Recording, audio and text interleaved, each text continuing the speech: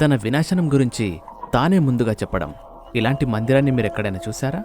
ఇది ఎలాంటి ధామ్ అంటే అక్కడ జరిగే కొన్ని సంఘటనలు ఎలాంటి సంకేతాలిస్తాయంటే ఆ మందిరం త్వరలోనే ఈ ప్రపంచం నుండి అదృశ్యమైపోతుంది అని. ఉత్తరాఖండ్లోని మంచుకొండల్లో ఉన్న బద్రీనాథ్ ధామ్ యొక్క పేరు మీరు విని ఉంటారు.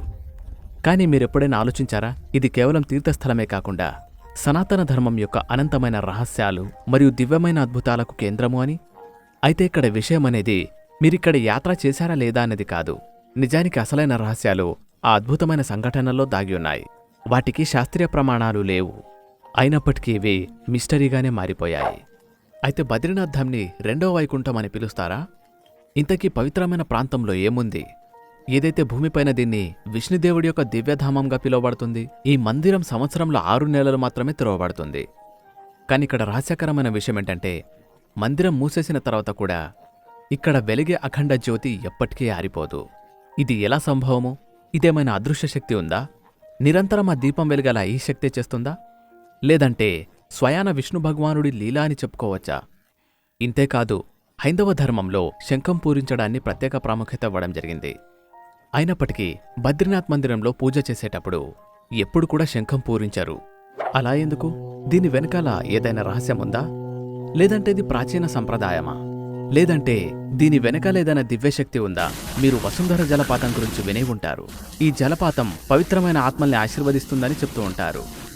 కాని పాపులపై ఒక్క చుక్క నీరు కూడా పడవట. ఇది కేవలం మతపరమైన నమ్మకమా? లేదంటే దీని వెనకాల ఏదైనా శాస్త్రీయ కోణం కూడా ఉందా? ఒకవేళ ఇదే గనక నిజమైతే ఒక వ్యక్తి పుణ్యాత్ముడు అని నీళ్లు ఎలా వస్తాయి మరియు పాపులపై ఎలా పడవు? బద్రీనాథ్ యొక్క ఉష్ణోగ్రత ఎల్లప్పుడూ 9 డిగ్రీల కంటే ఎక్కువగా పెరగదు. కానీ అక్కడే ఉన్న సరస్సులో నీటి యొక్క ఉష్ణోగ్రత అనేది 54 డిగ్రీల వరకు ఉంటుంది. ఒకవైపు మంచుగడ్డ కట్టే ఉష్ణోగ్రత, ఇంకోవైపు నీళ్లు మరిగే ఉష్ణోగ్రత. ఇది ప్రకృతి యొక్క ప్రత్యేక ప్రణాళిక అని చెప్పొచ్చా? లేదంటే ఏదైనా దివ్యశక్తి యొక్క ప్రభావమా? మరియు జోషిమఠ్లో ఉన్నటువంటి నరసింహమూర్తి విగ్రహం యొక్క చేయి కరిగిపోతూ ఉంది. ఇంతకీ ఇలా ఎందుకు జరుగుతుంది? పురాణాల్లో ఇలా చెప్పబడింది, ఎప్పుడైతే ఈ చేయి పూర్తిగా విరిగిపోతుందో అదే రోజు బద్రీనాథ్ యొక్క అంతం మొదలవుతుంది అని. ఇది కలియుగం యొక్క అంతాన్ని సూచిస్తుందా? లేదంటే దీని వెనకాల ఇంకేదైనా రహస్యముందా? భీంపుల్, దీన్ని మహాభారత కాలం నాటి సాక్ష్యంగా పరిగణిస్తారు. ఈ రాయి ఎలాంటి సపోర్ట్ లేకుండా కొన్ని వేల ఏళ్ల నుండి ఎలా స్థిరంగా ఉంది? ఇది యాదృచ్ఛికమా? లేదంటే దీని నిర్మాణంలో ఏదైనా ప్రాచీన రహస్యం దాగుందా? అయితే ఈ దివ్య విగ్రహం, దీన్ని ఆదిశంకరాచార్యులు నారదకుండు నుంచి పొందారు. ఇంతకీ ఇదే బద్రీనాథుని విగ్రహమని ఆయనకి ఎలా తెలిసింది? ఇది కేవలం ఆధ్యాత్మిక విశ్వాసమా? లేక దీని వెనకాల ఇంకేదైనా రహస్యాత్మక సందేశం దాగి ఉందా? ఈ ప్రశ్నలకు సమాధానాలు చరిత్ర పుటల్లో ఉన్నాయి. ఆ చరిత్ర చాలా సమయం క్రితం జరిగింది. కానీ ముఖ్యమైన ప్రశ్న ఏంటంటే, నిజంగా బద్రీనాథ్ ధామ్ అనేది అంతరించిపోతుందా? ఇక్కడి ముఖ్య పూజారులు ఎల్లప్పుడూ కేరళ యొక్క నంబూదిరి బ్రాహ్మణులే ఎందుకుంటారని ఎప్పుడైనా ఆలోచించారా? దీని వెనకాల కూడా ఒక అద్భుతమైన చరిత్ర దాగి ఉంది. అది చాలా తక్కువ మందికి తెలుసు. బద్రీనాథ్ ధామ్లో ప్రతి విషయం రహస్యాన్ని కలిగి ఉంది. ఒక చమత్కారం ఉంది. అది సంస్కృతి మరియు శాస్త్ర విజ్ఞానం మధ్య ఒక సమతుల్యతని చూపిస్తుంది. కాబట్టి మీరు ఈ రహస్యాల్ని తెలుసుకోవడానికి సిద్ధంగా ఉన్నారా? దేవభూమి యొక్క ఈ అసాధారణ ప్రయాణాన్ని ప్రారంభించడానికి సిద్ధంగా ఉండండి. అక్కడ మీకు ప్రతి అడుగునా మీ ఊహకి భిన్నమైన రహస్యాలు కనిపిస్తూ ఉంటాయి. మరియు ప్రతి కథ మిమ్మల్ని విశ్వాసం యొక్క ఉన్నత స్థాయికి తీసుకెళ్తుంది. ఇది కేవలం తీర్థయాత్ర మాత్రమే కాదు, దివ్యమైన రహస్యాల్ని తెలుసుకునే యాత్ర అని చెప్పవచ్చు. అయితే రండి, ఇప్పుడు రహస్యాత్మకమైన ఆసక్తికర డాక్యుమెంటరీని తెలుసుకుందాం. బద్రీనాథ్ ధామ్ యొక్క అద్భుతమైన రహస్యాల్ని తెలుసుకోవడానికంటే ముందు మనం దీని నిర్మాణం యొక్క చరిత్రని గురించి తెలుసుకోవాలి. ఇది విష్ణుదేవుడు మరియు శివుడి యొక్క లీలల మధ్య సంబంధం కలిగి ఉంటుంది. ఈ ప్రాంతం ప్రాచీన కాలంలో శివుడు నివసించే ప్రాంతమని విశ్వసిస్తారు. ఇక్కడ ఆయన పార్వతీమాతతో పాటు ఉండేవారని చెబుతూ ఉంటారు. కాని తర్వాత ఎలా జరిగిందంటే ఈ పవిత్ర స్థలం యొక్క రూపమే మారిపోయింది. విష్ణువు ధ్యానం చేయడానికి ఒక శాంతియుతమైన ప్రాంతం కోసం చూస్తున్నాడు. అప్పుడు ఈయన ఈ పవిత్ర స్థలాన్ని చూశాక దాంతో చాలా ప్రభావితుడైపోయాడు. కాని సమస్య ఏమిటి అంటే అప్పటికి అక్కడ శివుడు ఉన్నాడు. కాబట్టి విష్ణువు శివుడితో ఆ స్థలాన్ని నేరుగా అడగలేడు. కాబట్టి ఆయన ఒక అద్భుతమైన పథకాన్ని రచించాడు. ఆయన ఒక చిన్నపిల్లవాడి రూపంలో మారి గట్టిగా ఏడవటం మొదలుపెట్టాడు. పార్వతీమాత యొక్క హృదయం కరుణతో చలించిపోయింది. తర్వాత ఆమె ఆ పిల్లవాడిని తన వద్దకు పిలుచుకుంది. కాని శివుడికి అర్థమైందేంటంటే ఇతను సాధారణమైన బాలకుడు కాదు, ఇతను విష్ణువు అని. ఆ అబ్బాయి తానంతట తానే ఊరుకుంటాడని శివుడు పార్వతికి అర్థమయ్యేలా చెప్పే ప్రయత్నం చేశాడు. కాని పార్వతి తల్లి ప్రేమతో అతన్ని ఊరుకునేలా ప్రయత్నం చేసింది. అదే సమయంలో విష్ణు భగవానుడు ఇంకో పథకాన్ని సిద్ధం చేశాడు. పార్వతీమాత ఆ బాలుణ్ణి తీసుకుని లోపలికెళ్లగానే విష్ణువు తలుపుల్ని మూసేశాడు. అప్పుడు చెప్పాడు, నేను ఇక్కడే నివాసముంటాను మరియు ఇక్కడ్నుంచే భక్తులకి దర్శనమిస్తాను అని. ఇది విన్నాక శివుడు నవ్వటం మొదలుపెట్టాడు. ఎందుకంటే ఆయన స్వయాన కేదార్నాథ్ వెళ్ళడానికి సిద్ధమయ్యాడు. అక్కడాయన భక్తులని కలియుగ కష్టాల నుంచి కాపాడ్డానికి వెళ్తూ ఉన్నాడు. శివుడు ప్రసన్నుడై విష్ణు భగవానుడికి ఆశీర్వాదమిచ్చాడు. ఇక నుంచి ఈ ప్రాంతం బద్రీనాథ్గా పిలువబడుతుందని ఆశీర్వదించాడు. ఇక్కడి జనాలు ఆయన్ని సాక్షాత్తు నారాయణుడి రూపంలో పూజిస్తారు అని. ఈ విధంగా శివుడు కేదార్నాథ్ వైపు బయలుదేరాడు. తర్వాత బద్రీనాథ్ ధామ్ని స్థాపించారు. ఈ మందిరం యొక్క నిర్మాణాన్ని దేవతల కోరిక మేరకు స్వయాన విశ్వకర్మ చేపట్టాడని చెప్తుంటారు. కానీ ఈ మందిరంలో ఉన్న విష్ణు భగవానుడి యొక్క విగ్రహం గురించి కూడా ఒక రహస్యం ఉందని మీకు తెలుసా? ఇది కేవలం విగ్రహమే కాదు, ఒక దివ్య చిత్రమని చెప్పవచ్చు. ఇది దానంతటా అదే ప్రత్యక్షమైందని చెబుతూ ఉంటారు. బద్రీనాథ్ మందిరంలో స్థాపించబడిన విష్ణు భగవానుడి ఈ యొక్క విగ్రహం 1 మీటర్ పొడవు ఉంటుంది మరియు శాలిగ్రామ్ రాయితో తయారు చేయబడింది. దీని గురించి ఇలా చెప్తూ ఉంటారు, ఆదిశంకరాచార్యుడు ఈ విగ్రహాన్ని 7వ శతాబ్దంలో అలకనంద నది నుండి తీసుకొచ్చి ఇక్కడ స్థాపించాడని చెప్తూ ఉంటారు. అయితే ఇది కేవలం రాయి మాత్రమే కాదు, స్వయాన విష్ణువు చేత ప్రత్యక్షించబడిన విష్ణువు యొక్క మూర్తి అని చెప్తుంటారు. దీన్ని చూస్తే చాలు మోక్షం లభిస్తుందని చెప్తుంటారు. కాని ఇక్కడ ఒక ప్రశ్న మెదులుతుంది. ఆదిశంకరాచార్యులకి ఈ విషయం ఎలా తెలుసు? ఏంటంటే ఆ మందిరంలో ఏర్పాటు చేయదలిచిన దివ్య చిత్రము ఇదే అని అతనికి ఎలా తెలుసు?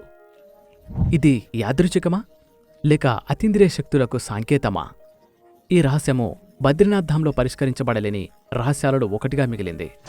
6వ శతాబ్దం కాలంలో ఈ పవిత్ర మందిరం యొక్క భద్రత గురించి ఎలాంటి ఏర్పాట్లు లేనప్పుడు ఇక్కడ సైనికులు కానీ వేరే ఇతర రక్షకులు కానీ ఎవ్వరూ లేరు. ఆ సమయంలో బౌద్ధుల దండయాత్రకు సంబంధించి ఎంత భయంగా ఉండేదంటే పూజారులు భగవాన్ బద్రీ విశాల్ యొక్క విగ్రహాన్ని కాపాడడానికి ఆశ్చర్యం కలిగించే నిర్ణయం తీసుకున్నారు. వారు ఈ విగ్రహాన్ని సురక్షితంగా ఉంచడానికి అలకనంద నదిలో ప్రవహింపజేశారు. కాని ఈ విగ్రహం సంవత్సరాల పాటుగా అదృశ్యమవుతుందని ఎవరూ ఊహించలేదు. అలాంటి విగ్రహం మళ్లీ ప్రత్యక్షమవడం అనేది ఒక అద్భుతానికేమీ తక్కువ కాదు. 100ల సంవత్సరాల తర్వాత ఆదిశంకరాచార్యులు బద్రీనాథ్ చేరుకున్నప్పుడు వారు ఈ మందిరంలో ఉండే విగ్రహం గురించి తెలుసుకోవడానికి ప్రయత్నించారు.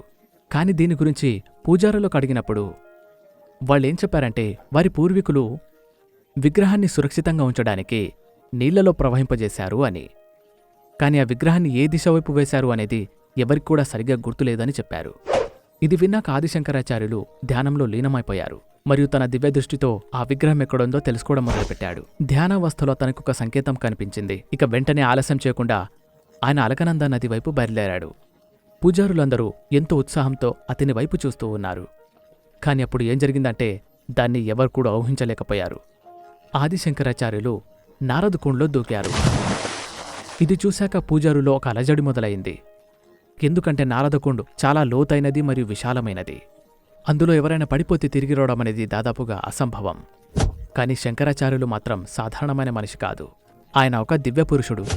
కొంత సమయం తర్వాత ఆయన కుండు నుంచి బయటకొచ్చాక ఆయన చేతిలో ఆ విగ్రహం ఉంది. ఏదైతే కొన్ని సంవత్సరాల క్రితం సురక్షితంగా ఉంచబడ్డానికి నదిలో ప్రవహింపజేశారో ఆ విగ్రహం. భక్తులు మరియు పూజారులందరికీ ఇదొక ఆశ్చర్యంలా అనిపించింది. శాస్త్రాల ప్రకారంగా ఈ మందిరంలో నారాయణుడి పూజని 6 నెలల వరకు మనుషులు, 6 నెలల వరకు స్వయాన దేవతలు చేస్తారట.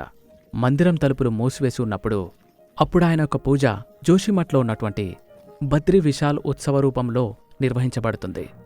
ఇదొక ధార్మిక కథ మాత్రమే కాదు, భారతీయ సంస్కృతి మరియు సాంప్రదాయంలో ఒక ముఖ్యమైన భాగం కూడా. కాని బద్రీనాథ్ ధామ్ యొక్క తలుపులు 6 నెలల వరకు ఎందుకు మూసివేయబడతాయో మీరెప్పుడైనా ఆలోచించారా? లేక దీనికి వాతావరణం కారణమా? లేక దీని వెనకాల ఏదైనా రహస్యం దాగి ఉందా? బద్రీనాథ్ ధామ్ యొక్క తలుపులు ప్రతి 6 నెలలకోసారి మూసివేయబడతాయని నమ్ముతూ ఉంటారు. ముఖ్యంగా ప్రతికూల వాతావరణం ఉన్నప్పుడు అలా చేస్తారు. అక్టోబర్, నవంబర్ నెలలో ఇక్కడ బాగా మంచు కురుస్తూ ఉంటుంది. దాంతో దారులన్నీ తెలియకుండా అయిపోతాయి. దాంతో భక్తులు రావడం కష్టంగా మారిపోతుంది. అందుకే భక్తుల యొక్క భద్రతను దృష్టిలో పెట్టుకొని మందిరం యొక్క తలుపును మూసివేస్తారు. కాని ఇదంతా ప్రకృతి ప్రభావం వల్ల జరుగుతుందా? లేక దీని వెనకాల ఏదైనా దైవిక రహస్యం కూడా ఉందా? మందిరం యొక్క తలుపులు మూసివేయబడినప్పుడు పూజార్చన కార్యక్రమాలన్నీ జోషిమఠంలో ఉన్నటువంటి నరసింహుడి మందిరంలో బద్రి విశాల్ ఉత్సవమూర్తి రూపంలో జరుపుతూ ఉంటారు. తలుపులు ఏ తేదీ రోజున మూసివేస్తారనేది విజయదశమి రోజున వెల్లడిస్తారు. మరియు సాధారణంగా అక్షయ తృతీయ నాడు మళ్లీ తలుపులు తెరుస్తారు. కాని అన్నిటికంటే రహస్యకరమైన విషయం ఏంటంటే, మందిరం యొక్క తలుపులు 6 నెలల వరకు మూసివేయబడినప్పుడు అక్కడ ఎవ్వరు కూడా ఉండరు. పూజారులు కాని భక్తులు కాని ద్వీపాన్ని వెలిగించేవారు ఎవరూ ఉండరు. కాని మందిరంలో ఎప్పుడూ వెలిగే అఖండ జ్యోతి ఎప్పుడూ ఆరిపోదు. దానికి కారణమేంటి? దాన్ని ఎవరు కొనసాగిస్తూ ఉంటారు? దీని వెనకాల ఏదైనా అదృశ్య శక్తి ఉందా, లేక స్వయాన విష్ణు భగవానుడి లీల? అయితే ఇప్పుడు ఆ రహస్యమేంటో తెలుసుకుందాం. బద్రీనాథ్ ధామ్ యొక్క అఖండ జ్యోతి యొక్క రహస్యము మరియు దాని యొక్క ఆధ్యాత్మిక మహత్యము ఇప్పటికీ భక్తులకు మరియు శాస్త్రవేత్తలకు ఒక ఛేదించలేని రహస్యంగా మిగిలిపోయింది. ఈ దివ్యజ్యోతి యొక్క అద్భుతమైన విషయం ఏంటంటే, ఎలాంటి బయట వస్తువులు అవసరం లేకుండా, ఎలాగంటే నూనె లాంటివి లేకుండా దాదాపు 6 నెలల వరకు వెలుగుతూనే ఉంటుంది. ఇది ఎలాంటి చమత్కారం అంటే, ఇది మందిరం యొక్క రహస్యాన్ని మరింతగా పెంచేస్తుంది.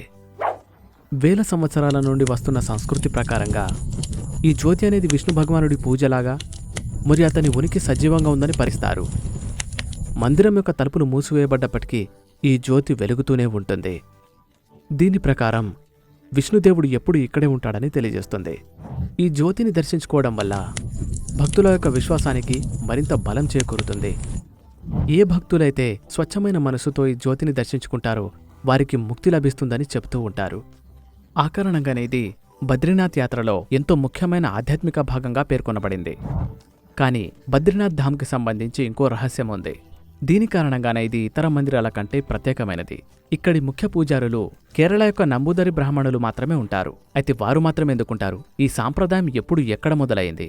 దీని రహస్యం 7వ శతాబ్దం యొక్క ఆదిశంకరాచార్యుని ఆధ్యాత్మిక యాత్ర వైపు తీసుకెళ్తుంది. ఎప్పుడైతే ఆయన బద్రీనాథ్ మందిరంలో నారాయణుడి విగ్రహాన్ని నారద్ కుండు నుంచి తీసి ప్రతిష్ఠించాడో అప్పుడు ఆయన ఒక ప్రత్యేకమైన ఆచారాన్ని కనుగొన్నాడు. ఆయన ఏం ఆచారం పెట్టాడంటే, ఉత్తర భారతదేశంలోని ప్రముఖమైన మందిరాల్లో దక్షిణ భారతీయ బ్రాహ్మణులు మరియు దక్షిణ భారత మందిరాల్లో ఉత్తర భారత బ్రాహ్మణులు పూజారులవుతారు అని. దీని ముఖ్య ఉద్దేశం సంస్కృతిని మార్చుకోవడం మరియు ఐకమత్యాన్ని పెంచడం. ఈ కారణం చేతనే బద్రీనాథ్లోని ముఖ్య పూజారి వీరిని రావల్ అని అంటారు. వీరు కేరళలోని నంబూదరి బ్రాహ్మణులు. రావల్ కావడానికి ముందు వారిని నాయబ్ రావల్గా ఎన్నిక చేస్తారు. ఎందుకంటే వారు మందిరం యొక్క ఆచారాలు మరియు సాంప్రదాయాలను నేర్చుకోవాలి అని. వీరి ఎంపిక బద్రీనాథ్ మందిర్ సమితి ద్వారా జరుగుతుంది. సంప్రదాయాల గురించి మాట్లాడితే బద్రీనాథ్ మందిరానికి సంబంధించి ఇంకో అద్భుతమైన సాంప్రదాయం ఏంటంటే, ఇక్కడ ప్రతిష్ఠించిన విగ్రహాన్ని సాధారణ వ్యక్తులు ముట్టుకోవడానికి వీలుండదు. కేవలం రావల్ అంటే ముఖ్య పూజారి మాత్రమే ఆ విగ్రహాన్ని ముట్టుకోగలరు. ఈ నియమం శతాబ్దాలుగా వస్తోంది మరియు దీన్ని చాలా కఠినంగా అనుసరిస్తున్నారు. కానీ మందిరానికి సంబంధించి రహస్యాత్మకమైన ఆశ్చర్యాన్ని గొలిపే విషయం ఏంటంటే, ఇక్కడి ముఖ్య పూజారి అంటే రావల్ సంవత్సరంలో 2 సార్లు స్త్రీ వేషధారణ చేయాల్సి ఉంటుంది. ఇంతకీ అలా ఎందుకు? దీని వెనకాల ఏదైనా ఆధ్యాత్మిక కారణముందా? ఈ సాంప్రదాయం ఎప్పటినుంచి కొనసాగుతోంది? అయితే ఇప్పుడు ఈ రహస్యం గురించి కూడా తెలుసుకుందాం. బద్రీనాథ్ ధామ్ యొక్క సాంప్రదాయాలు మరియు రహస్యాలు చమత్కారానికి ఏమీ తక్కువ కాదు. ఇక్కడున్న సంస్కృతుల వెనక ఒక లోతైన ధార్మిక మరియు ఆధ్యాత్మిక భావన అనేది ఉంది. ఈ అద్భుతమైన సాంప్రదాయాల్లో నుండి ఒకటి బద్రీనాథ్ మందిరం యొక్క ముఖ్య పూజారి అంటే రావల్ సంవత్సరంలో 2 సార్లు స్త్రీ వేషధారణలో మారడం. ఈ సంస్కృతి శతాబ్దాలుగా వస్తోంది మరియు దీని వెనకాల లోతైన ఆధ్యాత్మిక విశ్వాసం ఇమిడి ఉంది.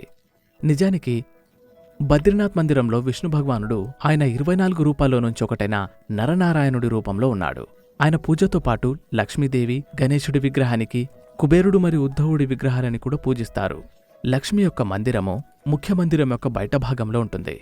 విజయదశమి సమయంలో బద్రీనాథ్ ధామ్ యొక్క తలుపులు ఎప్పుడైతే మూసివేయబడతాయో అప్పుడు లక్ష్మీదేవి యొక్క పూజ మరియు ప్రత్యేక అర్చనల తర్వాత మందిరం లోపల స్థిరపరుస్తారు. సంప్రదాయం ప్రకారం వసంత పంచమి తర్వాత మందిరం యొక్క తలుపులు ఎప్పుడు తెరవాలనే ముహూర్తం ఖరారు చేస్తారు. అప్పుడు ముఖ్య పూజారి స్వయాన పార్వతీదేవి యొక్క రూపాన్ని ధరించి లక్ష్మీదేవి విగ్రహాన్ని మందిరం బయట తీసుకొచ్చే సంప్రదాయం ఉంది. అయితే ఇలాగే ఎందుకు చేస్తారంటే, హిందూ సంప్రదాయం ప్రకారం ఒక పురుషుడు దేవిని అలా ముట్టుకునే అనుమతి ఉండదు.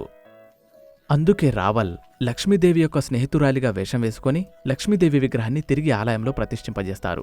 బద్రీనాథ్ యొక్క రహస్యాత్మక కథలు ఎంతటితోనే అయిపోలేదు. ఈ పవిత్ర భూమి యొక్క ప్రతి మూలన ఒక అద్భుతమైన చమత్కారముంది.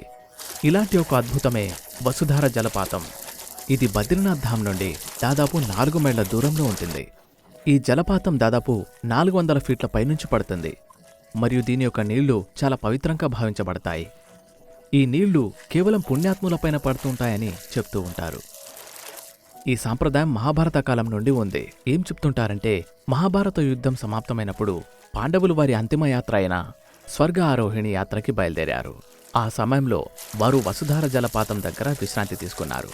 అయితే ఆ 5గురు పాండవుల్లో సహదేవుడు ఇక్కడే ప్రాణాలు వదిలేశాడని చెప్తూ ఉంటారు.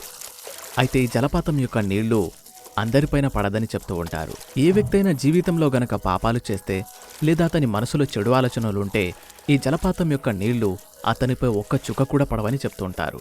ఈ జలపాతపు నీళ్లు ఎవరిపైన పడతాయంటే ఎవరి హృదయమైతే నిష్కల్మషంగా పవిత్రంగా ఉంటుందో వారిపైన పడుతుందట. ఇలా ఎందుకు జరుగుతుంది? మామూలుగానే ఇలా చెప్తూ ఉంటారా, లేక దీని వెనకాల ఏదైనా శాస్త్రీయ కోణం ఉందా? చాలామంది ఏమనుకుంటారంటే ఈ జలపాతం యొక్క నీళ్లు ఎంతో ఎత్తు నుంచి పడ్డం ద్వారా గాలిలో వర్షపు బిందువులా మారిపోతాయి. వాటి భారం తగ్గడం కారణంగా జలపాతానికి సరైన దిశలో నిలబడ్డ వారిపైనే ఆ నీళ్లు పడతాయి. కానీ స్థానిక భక్తులు దీన్ని ఒక దివ్య సంకేతంగా భావిస్తారు. పుణ్యాత్ములెవరు పాపాత్ములెవరు అనే దానికి పరీక్షగా భావిస్తారు. ఈ రహస్యం కారణంగానే ఆ జలపాతానికి ప్రత్యేకత తెచ్చిపెడుతుంది. కొన్ని నమ్మకాల ప్రకారం ఈ జలపాతం సాధారణ జలపాతం కాదు. దీన్ని స్వర్గానికి ప్రవేశద్వారంగా భావిస్తారు. ఇందులో ఎంతవరకు నిజముంది? లేక ఈ వసుధార జలపాతం వెనకాల ఇంకో కోణం ఏదైనా ఉందా? అయితే ఇప్పుడు ఈ రహస్యం గురించి కూడా తెలుసుకుందాం.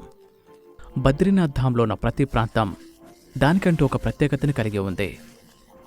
అది అఖండ జ్యోతి అయినా, వసుధార జలపాతం లేదా భీంపుల్, ఇక్కడి ప్రతి మూల చారిత్రక నేపథ్యము మరియు చమత్కారమైన విషయాల్ని కలిగి ఉన్నాయి. బద్రీనాథ్ ధామ్కి కొంచెం దూరంలో ఉన్న భీంపుల్ ఒక అద్భుతమైన నిర్మాణం. అది దాని యొక్క విశాలమైన ఆకారం కారణంగా ఆకర్షణీయంగా నిలిచింది. దీని చారిత్రక సంస్కృతి కూడా దీనికి ఒక ప్రాధాన్యత వచ్చేలా చేసింది. ఈ బ్రిడ్జి కేవలం ఒకే రాయితో ఏర్పడింది. దాన్ని చూసి అందరూ ఆశ్చర్యపోతూ ఉంటారు. మహాభారతం ప్రకారం పాండవులు స్వర్గారోహణ యాత్రకు బయలుదేరినప్పుడు అప్పుడు వారు సరస్వతీ నదిని దాటి వెళ్లాల్సి వచ్చింది. అప్పుడు ఆ నది చాలా ఉధృతంగా ప్రవహిస్తోంది. దాంతో ద్రౌపది మరియు పాండవులు ముందుకు కొనసాగలేకపోయారు. ఆ సందర్భంలోనే మహాబలి అయిన భీముడు తన శక్తిని ప్రదర్శిస్తూ ఒక పెద్ద రాయిని ఎత్తి నదికి 2 వైపులా పెట్టేశాడు. ఆ విధంగా ఒక సహజమైన వంతెన నిర్మాణం జరిగింది. ఆ తర్వాత పాండవులు ప్రయాణం మొదలుపెట్టారు. ఆశ్చర్యకరమైన వాస్తవం ఏంటంటే భీంపుల్ పైన ఇప్పటికే 5 వేళ్ల గుర్తులు కనిపిస్తాయి. ఏం చెప్తుంటారంటే భీముడు ఆ రాయిని లేపినప్పుడు అతని చేతుల యొక్క ఒత్తిడి కారణంగా ఆ చేతి గుర్తులు ఆ రాయిపైన పడిపోయాయట. ఆ చేతి గుర్తులే భక్తులకు ఈరోజు కూడా ఒక రహస్యంలా కనిపిస్తాయి. ఈ వంతెన ఇప్పటికీ కూడా భక్తులు మరియు పర్యాటకులకు ఒక మార్గంగా ఉపయోగపడుతుంది. ఇది మహాభారత కాలం నాటి ఒక గుర్తు మాత్రమే కాకుండా ప్రాచీన కాలంలో కూడా ఇలాంటి అద్భుతమైన ఘటనలు జరిగాయని ఈ రహస్యం తెలియజేస్తుంది. ఇది మానవుల యొక్క శక్తి మరియు ఆధ్యాత్మికతను సూచిస్తుంది. బద్రీనాథ్ ధామ్లో భక్తులకిచ్చే ప్రసాదం కూడా ఒక అద్భుతమైన రహస్యాన్ని కలిగి ఉంది. ఈ మందిరంలో తులసి ప్రసాదం పంపిణీ చేయబడుతుంది. ఇది ఇతర మందిరాల్లో కంటే భిన్నమైనది. బద్రీనాథ్ మందిరంలో పంపిణీ చేయబడే తులసి ప్రసాదం యొక్క ప్రత్యేకత ఏమిటి అంటే అది ఎప్పటికీ చెడిపోదు. ఈ ప్రసాదాన్ని ఎన్ని రోజులు నిల్వ చేసినా ఇది చెడిపోదు. దీనిలోని సువాసన కూడా చెదిరిపోదు. ఈ తులసి ప్రసాదాన్ని ప్రత్యేకంగా బద్రీనాథ్ దేవుడికి సమర్పించిన తర్వాత మాత్రమే భక్తులకి పంపిణీ చేస్తారు. ఈ ప్రసాదాన్ని స్వీకరిస్తే మానసిక శారీరక స్వచ్ఛత లభిస్తుందని చెబుతూ ఉంటారు. శాస్త్రీయ కోణంలో గమనిస్తే తులసి మొక్కలో ఔషధ గుణాలు ఎక్కువగా ఉంటాయి. అందువల్ల ఇది త్వరగా చెడిపోదు. తులసిలో ఉండే యాంటీబ్యాక్టీరియల్ మరియు యాంటీ ఆక్సిడెంట్స్ దీన్ని చాలా సమయం వరకు సురక్షితంగా ఉండేలా చేస్తాయి. కానీ భక్తులు దీన్ని బద్రీనాథ్ యొక్క కరుణగా భావిస్తారు. దానివల్లే ప్రసాదానికి దివ్యత్వం లభిస్తుంది. ఇంత పెద్ద రాయిని లేపి భీముడొక్కడే ఆ వంతెనని తయారు చేశాడా? తులసి ప్రసాదం నిజంగా ఎప్పుడూ పాడైపోదా? లేక దీని వెనకాల ఏదైనా శాస్త్రీయ కారణముందా? ఈ రహస్యాలన్నీ ఆధ్యాత్మికత మరియు శాస్త్ర విజ్ఞానానికి సంబంధించినవి. ఇప్పటికీ వాటి సమాధానం కోసం వెతుకుతూ ఉన్నారు. బద్రీనాథ్ ధామ్కి వచ్చే భక్తులందరూ ప్రసాదం రూపంలో ఈ తులసి ప్రసాదాన్ని తీసుకెళ్తూ ఉంటారు. ఈ తులసి యొక్క ప్రత్యేకత ఏంటంటే ఇది చల్లని నీళ్లలో పెరుగుతుంది. దీని సువాసన కొన్ని నెలల వరకు ఉంటుంది. ఈ కారణం చేతనే ఈ తులసి ఎప్పుడూ చెడిపోదు మరియు ఎల్లప్పుడూ పవిత్రంగా ఉంటుంది. బద్రీనాథ్ ధామ్లో ఉండే ఒక సరస్సు ఎన్నో రహస్యాల్ని కలిగి ఉందని చెప్పవచ్చు. ఈ సరస్సుని సూర్యదేవుడు ఉండే ప్రాంతంగా భావిస్తారు. 4 వైపులా మంచు కొండలున్నటువంటి ఈ సరస్సు యొక్క నీళ్లు చలికాలంలో కూడా ఎల్లప్పుడూ వేడిగా ఉంటుంది. చుట్టుపక్కలున్న వాతావరణం -డిగ్రీలో ఉన్నా సరే ఈ సరస్సు నీళ్లు ఎప్పుడు కూడా చల్లగా కావు. పౌరాణిక నమ్మకాల ప్రకారంగా సూర్యదేవుడికి భక్షిని చంపినందుకు పాపం తగిలినప్పుడు ఆయన నారాయణుడికి ఈ పాపం నుండి విముక్తి లభించడానికి ఉపాయం అడిగాడు. అప్పుడు నారాయణుడు బద్రీనాథ్ ధామ్లో ఉన్న ఈ సరస్సులో తపస్సు చేయమని ఆదేశించాడు. సూర్యదేవుడు ఈ సరస్సులో కఠోరమైన తపస్సు చేశాడు. దాంతో ఈ ప్రాంతం అతని శక్తితో నిండిపోయింది. దాంతో ఇది సూర్యదేవుడి నివాసంగా పేరుగాంచింది. ఈ కారణం చేతనే ఈ సరస్సు యొక్క నీళ్లు వేడిగా ఉంటాయి. ఆశ్చర్యకరమైన విషయం ఏంటంటే ఈ సరస్సు యొక్క నీళ్లు వేడిగా ఉంటాయి. కానీ ఇందులో ఎవరైనా స్నానం చేస్తే వారి శరీర ఉష్ణోగ్రతకి సమానంగా మారిపోతుంది. స్నానం చేస్తే శరీరం కాలిపోదు, ఒక కొత్త శక్తి వచ్చినట్టుగా అనిపిస్తూ ఉంటుంది. ఈ సరస్సులో స్నానం చేస్తే చర్మ వ్యాధులన్నీ తొలగిపోతాయని నమ్ముతూ ఉంటారు మరియు శరీరంలో కొత్త శక్తి వస్తుందని చెప్తారు. బద్రీనాథ్ ధామ్లో మరొక కొత్త రహస్యం దాగి ఉంది. అది శంఖు ఊదడం గురించి. సనాతన ధర్మంలో శంఖుకు ప్రత్యేక స్థానముంది. సముద్ర మథనంలో లభించిన 14 రత్నాలలో ఒకటి ఈ శంఖువు. కాని బద్రీనాథ్ ధామ్లో శంఖు పూరించడం నిషేధించడం జరిగింది. బద్రీనాథ్ ప్రాంగణంలో ఉన్నటువంటి తులసి భవన్ అనే పేరుగల ప్రాంతంలో ఒకసారి మహాలక్ష్మి ధ్యానముద్రలో కూర్చుందట. అదే సమయంలో విష్ణు భగవానుడు శంఖచూర్ అనే అసురుణ్ణి వధించాడట. లక్ష్మీమాత యొక్క సాధనలో ఎలాంటి అడ్డంకులు రాకూడదని విష్ణు భగవానుడు కోరుకునేవాడు. అందుకే ఆయన శంఖాన్ని పూరించలేదు. అప్పటి నుండే బద్రీనాథ్ ధామ్లో శంఖాన్ని పూరించే సాంప్రదాయం ఆగిపోయింది. ఇప్పటికీ కూడా ఇక్కడ శంఖాన్ని పూరించడం అనుమతించబడదు.